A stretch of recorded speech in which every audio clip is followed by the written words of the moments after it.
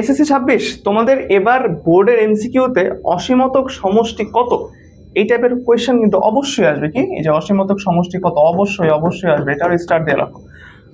তো অসীমতক সমষ্টি আমরা জানি যে S infinity is equal to A divided by 1 - r, যেখানে এ হচ্ছে আমাদের কোন একটা ধারার প্রথম পদ আর আর হচ্ছে আমাদের সাধারণ অনুপাত।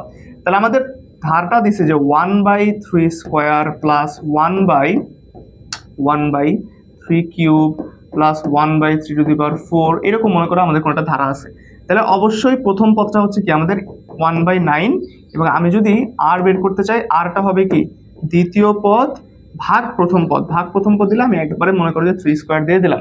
তাহলে এখান থেকে আমি কি পাচ্ছি 1/3 পাচ্ছি, বলো 1/3 পাচ্ছি। তাহলে আমি যদি এখন অসীমতক সমষ্টি বের করতে চাই কি হবে, sorry a divided by 1 - r নাকি। তাহলে আমাদের এখানে আসতেছে কি 1/9 1 - 1/3।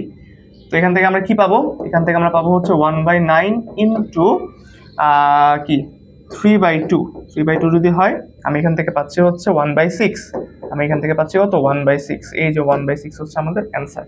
তার মানে যে কোনো একটা ধারা দেওয়া থাকবে সেখান থেকে বলবো অসীমতিক সমষ্টি বের করো। তো অসীমতিক সমষ্টি মানে হচ্ছে এস ইনফিনিটি হচ্ছে a ডিভাইডেড বাই 1 - r, এই সূত্রটা মনে রাখবা, তাহলে কিন্তু যে কোনো ধরনের ম্যাথ তুমি সলভ করতে পারবা খুব ইজিলি।